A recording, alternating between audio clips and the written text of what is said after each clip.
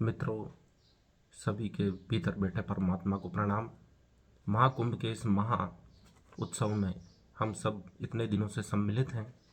मुझे इतने ध्यानपूर्वक सुनने के लिए सभी को हार्दिक आभार, धन्यवाद।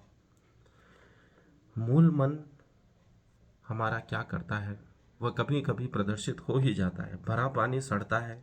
कमरे में बैठकर दिया ज्ञान दूसरों को प्रभावित कुछ समय तक ही कर सकता है। बाहर निकलें, समाज से मिलें। गांधी जी के गुरुजी ने कहा था जब वह दक्षिण अफ्रीका से आए थे कि मैं भारत के लिए क्या कर सकता हूँ, तो उन्होंने कहा सबसे पहले भारत को समझो, भारत भ्रमण के लिए निकलो, एक एक गांव, एक एक शहर, ग्राम वासियों से मिलो, शहर वासियों से मिलो, उनकी समस्या को समझो, उनको समझो, तभी आप भारत को समझ पाएंगे। तभी गांधी जी किसानों की, आम भारतीयों की समस्या को समझ पाए। उन्हें एहसास हुआ कि भारत जितना हम किताबों में पढ़ते हैं उससे कहीं ज़्यादा है।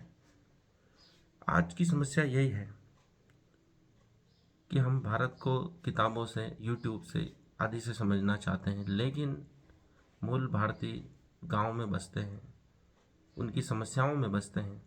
यदि हमें भारत को समझना है तो ग्रामवासियों से मिलना होगा, उनके सामाजिक सांस्कृतिक रिश्तों के तानों बानों को समझना होगा। महाकुंभ में आज पूरे भारत के, विश्व के समाज, संस्कृति, गांव, शहर सभी के लोग मौजूद हैं। वह अपनी संस्कृति को प्रदर्शित कर रहे हैं, वे संतों से सीख रहे हैं, अपनी संस्कृति को भी आदान प्रदान कर रहे हैं। यह एक ऐसा समय है जिसमें हम पूरे भारत को उस महाकुंभ में एक साथ देख सकते हैं, समझ सकते हैं। पूरे भारत की जिज्ञासा को एक साथ प्रदर्शित होता देख सकते हैं। चीज़ें स्व प्रेरित होती है या दूसरों पर थोपी जाती है। यदि चीज़ें स्व प्रेरित हों, यदि हम स्व प्रेरित होकर कार्य करें जैसा कि संत करते हैं, उन्हें स्व प्रेरणा से ही संतत्व धारण किया है, ऋषि मुनियों के जीवन को धारण किया है, वह उसमें आनंदित हैं। यदि आपसे कोई ज़बरदस्ती कार्य करवाता है तो आप उसमें अवश्य असफल होने की संभावना बढ़ जाती है। इसलिए स्व प्रेरित होकर कार्य करें। महाकुंभ के संत सभी आनंदित हैं, कष्टों में भी आनंदित है, प्रसन्न है, तो उसका कारण है कि उन्होंने स्व प्रेरित होकर इस मार्ग को अपनाया है। महाकुंभ के इस समर में हम YouTube पे कई प्रकार के वीडियो देख रहे हैं।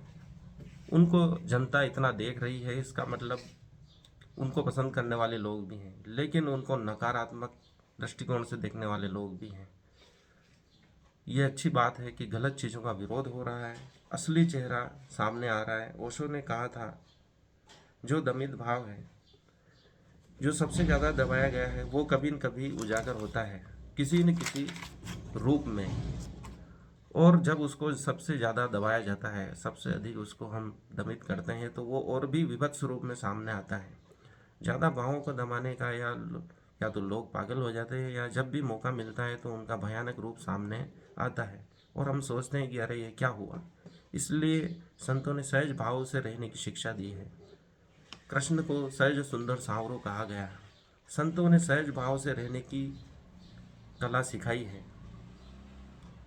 अपने व्यक्तित्व अर्थात स्वधर्म के अनुसार, रुचि के अनुसार हमें जीवन यापन करना चाहिए। यदि बाल रूप में कृष्ण अच्छे लगते हैं, युवा रूप में हमें उनका अलग रूप देखने को मिलता है, और प्रौढ़ रूप में वह योग धर्म की शिक्षा देते हैं। अलग अलग उम्र के हिसाब से हमारे भाव होने चाहिए, स्वभाव होना चाहिए, यही हमें संत शिक्षा देते हैं। कृष्ण हमें शिक्षा देते हैं कि उम्र के अनुसार, स्वभाव के अनुसार हमें अभिव्यक्ति जो दूसरों को कष्ट न पहुंचाए उसके अनुसार होनी चाहिए।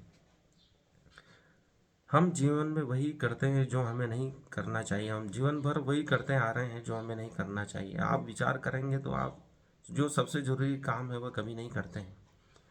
वे कार्य करते हैं जो बहुत गैर जरूरी है, जिनका आपके जीवन में कोई महत्व नहीं है।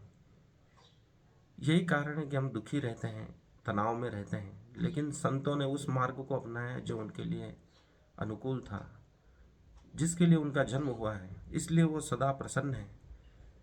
हमें पता नहीं है हमारा लक्ष्य क्या है, लेकिन संत को पता है कि उसका लक्ष्य क्या है। तुम्हारा लक्ष्य क्या है? रामकृष्ण को पता था कि उन्हें विवेकानंद से क्या करवाना है। उन्हें स्वयं का लक्ष्य भी पता था और विवेकानंद के लक्ष्य का भी पता था।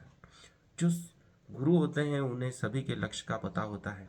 इसलिए रामकृष्ण ने जो सनातन धर्म की शिक्षा देने के लिए विवेकानंद को विदेश में भेजा था, उसका उन्होंने अच्छी तरह अनुपालन किया।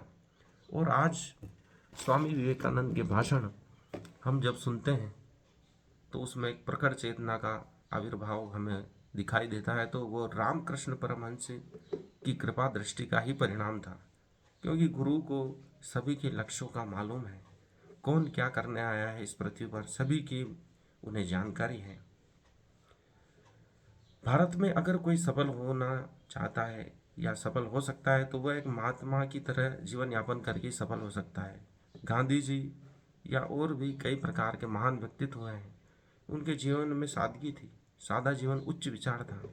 इसी कारण वह इतने जनमानस को प्रभावित कर सके, भारत की आम जनता को प्रभावित कर सके। विभिन्न संस्कृति, जाति, धर्म के लोगों को एक साथ प्रभावित करना पूरी दुनिया में सबसे कठिन कार्य है।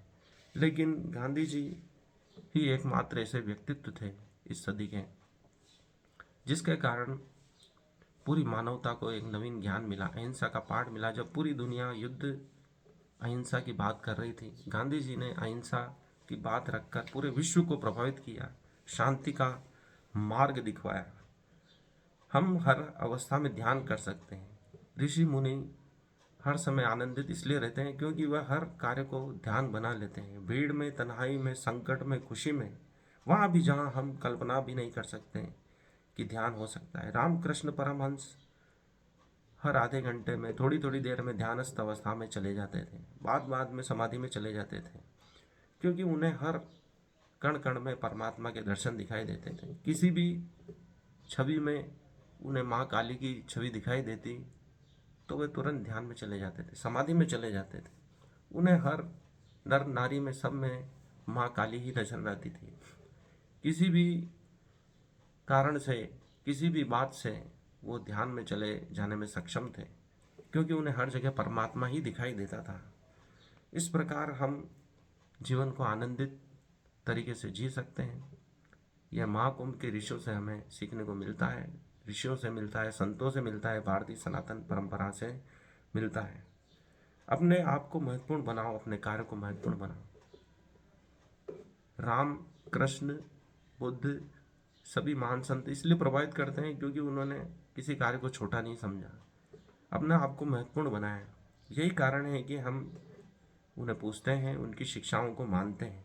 इसलिए जो भी करो उसको सर्वश्रेष्ठ बनाकर हमें करना चाहिए। जो चीज़ें हमारे साथ में नहीं है या हमारे हाथ में नहीं है, उसकी चिंता कभी नहीं करनी चाहिए। संत चिंतित नहीं दिखाई देते हैं तो उसका कारण यह है कि वे जानते हैं कि जो चीज़ें हमारे हाथ में नहीं है, काल, परिस्थिति, वर्षा, सर्दी, गर्मी, अकाल या दूसरा क्या व्यवहार करेगा आदि चीज़ें ऐसी हैं जो हमारे हाथ में नहीं है।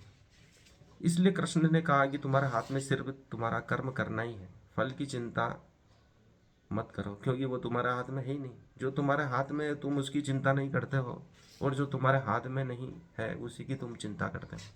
पूरी मानव जाति की यही समस्या है, जो उसके हाथ में नहीं उसी की चिंता सबसे ज़्यादा करता है, लेकिन वो जो कर सकता है उसके बारे में कभी विचार नहीं करता है। आप इस समय क्या कर सकते हैं उस पर विचार करना चाहिए, यह नहीं कि मैं जो करूँगा उसका फल क्या होगा।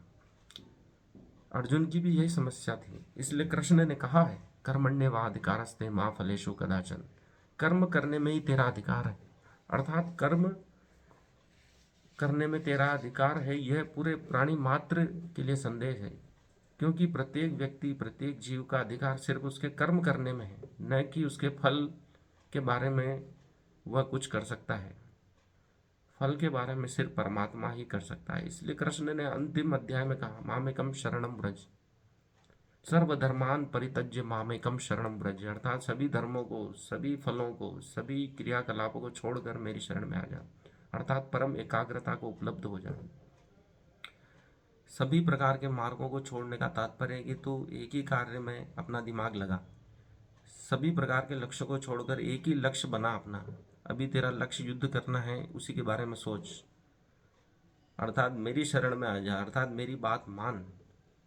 और मैं क्या कह रहा हूँ कि तेरे स्वधर्म और रुचि के अनुसार जो कार्य तूने चयन किया है पूर्व में, अर्थात क्षत्रिय धर्म का पालन करना ही तेरा आज का धर्म है, यही मेरी शरण में आना है कि तू अपना जो मुख्य कर्तव्य है उसको कर ले। ये पूरी मानव जाति के लिए जब तक पृथ्वी रहेगी या उसके बाद में भी ये संदेश काम करेगा, क्योंकि ऐसा कभी नहीं होगा कि हमारा भाग्य, हमारे कार्य के परिणाम हमारे हाथ में होंगे। हमारे हाथ में हमेशा हमारे कर्म होंगे और एक क्षण हम क्या कर सकते हैं, इस पल में हम क्या कर सकते हैं, वही हमारे हाथ में रहेगा। इस बात को जो जान लेगा वह चिंता मुक्त हो जाएगा। और कृष्ण अर्जुन को चिंता मुक्त ही करना चाहते थे, उसको मोह मुक्त करना चाहते थे, भय मुक्त करना चाहते थे। वह एक बात से ही संभव था कि तू अपने कर्म पर ध्यान लगा। कोई गोल नहीं होता है महापुरुषों का, अर्थात कोई लक्ष्य नहीं होता है। ये मैं विरोधी बात कर रहा हूँ, लेकिन इसका तात्पर्य ये है कि वह कर्म बंधन में नहीं फंसते हैं। श्री राम को एक दिन पहले राज मिलने वाला था, तब भी वह चिंतित नहीं थे, विचार नहीं कर रहे थे, और दूसरे ही पल उनको राजपाट त्याग के वन जाना पड़ा। तो क्या उन्होंने लक्ष्य निर्धारित किया था कि मैं राजा बनूंगा या वन जाऊंगा? ऐसा कुछ नहीं, जो मिला उसको उन्होंने सर्वश्रेष्ठ कर दिया। क्यों? कुछ प्रतिभाएं हमको याद रहती हैं, इतिहास बनाती है पूरे मानव जाति में। 1% लोग ही इतिहास बना पाते हैं। वैज्ञानिक कहते हैं कि यह जिन्स का मामला है, जिन्स का कमाल है। उनकी कोडिंग इस प्रकार की होती है कि वे विशेषता लिए जन्म लेते हैं, प्रतिभाशाली लोग होते हैं। वे प्रतिभाशाली वैज्ञानिकों का कहना है कि 1% लोग में ही नायक बनने की प्रवृत्ति होती है, बाकी सब प्रजा बनने की प्रवृत्ति लिए पैदा होते हैं। कई प्रकार के महान लीडर हुए हैं, तो वैज्ञानिकों ने शोध किया तो उन्होंने पाया कि उनके जिन्स विशेष प्रकार के हैं, जिनमें नायक बनने के गुण थे, प्रतिभाशाली बनने के गुण थे, वैज्ञानिक बनने के गुण थे।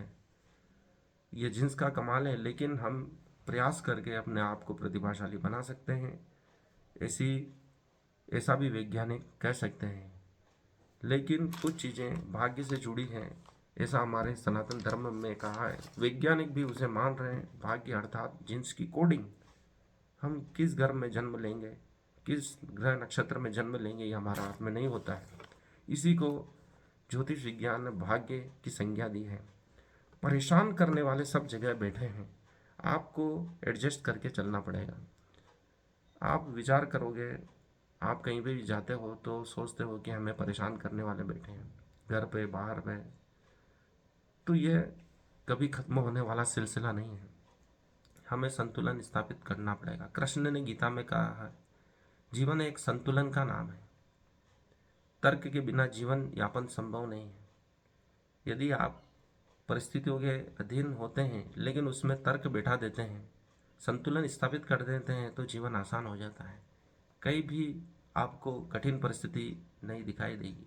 जब सुभद्रा हरण हो रहा था और दाऊ पूरी सेना इकट्ठी करके जाने वाले थे, तब कृष्ण ने उस स्थिति को बड़ी चतुरता से संभाला।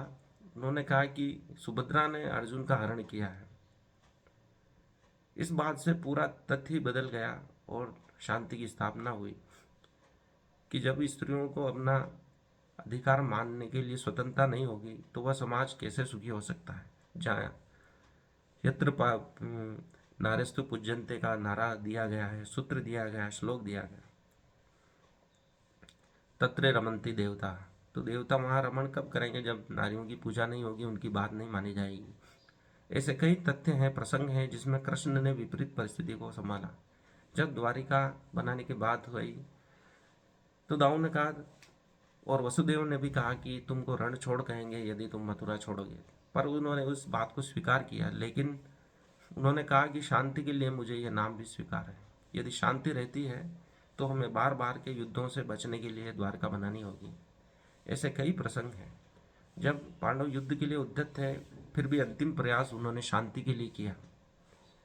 उन्होंने भरसक प्रयास किया दुर्योधन को, धृतराष्ट्र को समझाने का, लेकिन वे नहीं माने। जहाँ तक उन्होंने क्षमता थी, प्रयास कर सकते थे, उन्होंने किया और शांति के लिए, चीज़ों को संभालने के लिए काफ़ी प्रयत्न किया। लेकिन उन्होंने अपना कर्म किया, फल की चिंता नहीं की। वह महाभारत युद्ध को नहीं रोक पाए, लेकिन उन्होंने अपना कर्म तो किया।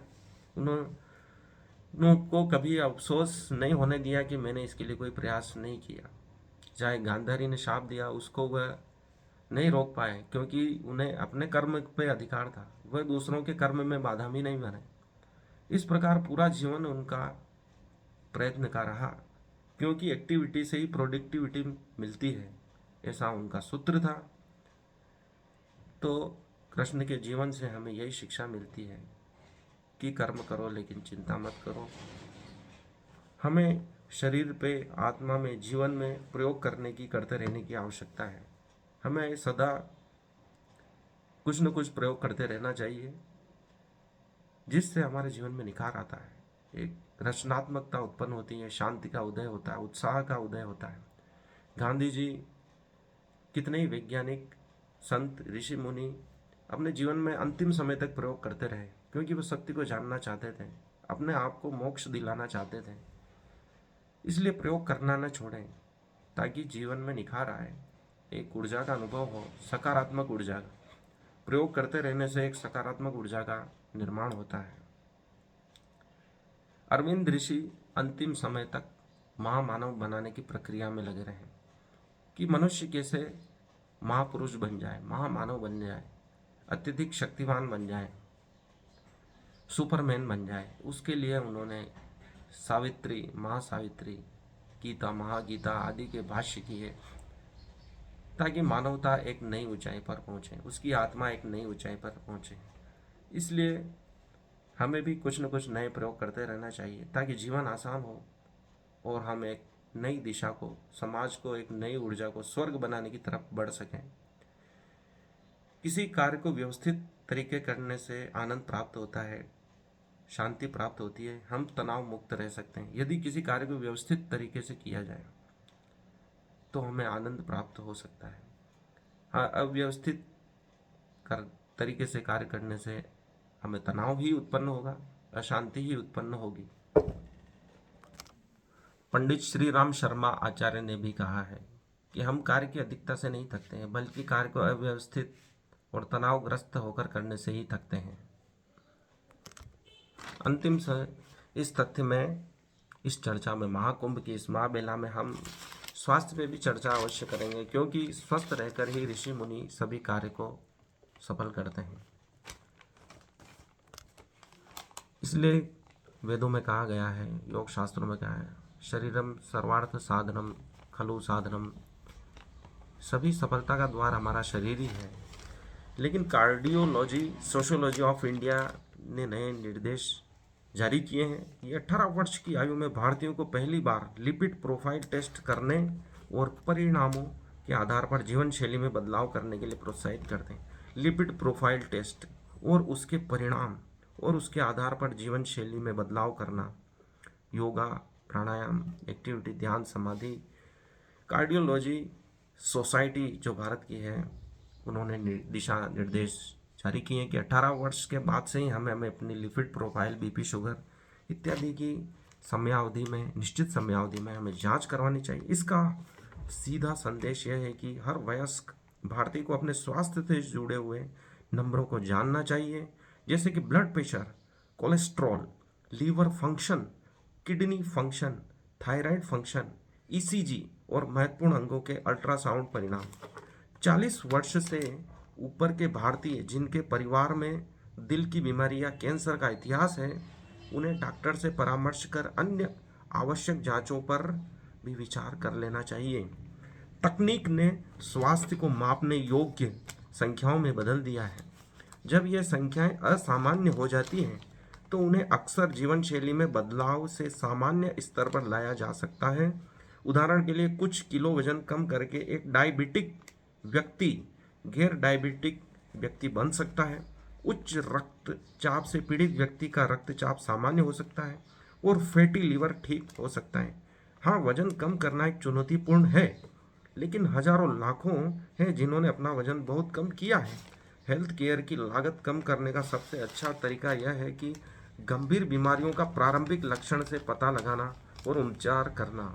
उदाहरण के लिए प्रारंभिक अवस्था में पहचाना गया ब्रेस्ट कैंसर मामूली सर्जरी से लगभग पूरी तरह ठीक हो सकता है। इसके विपरीत अंतिम चरण में उक्त कैंसर का इलाज जटिल और महंगा हो जाता है और परिणाम भी अच्छे नहीं आते। इसलिए हमारी प्राथमिकता वार्षिक और रूटीन स्वास्थ्य जांच के माध्यम से शुरुआती पहचान पर होनी चाहिए। यह 30 साल पहले असंभव लगता था, लेकिन डायग्नोस्टिक उपकरण खराब गुणवत्ता वाले थे, लेकिन आज तकनीक ने समय और सब कुछ बदल दिया है। आप अपनी वार्षिक और नियमित स्वास्थ्य जांच कराएं। अपनी सभी रिपोर्ट अपने मोबाइल में सुरक्षित रखें।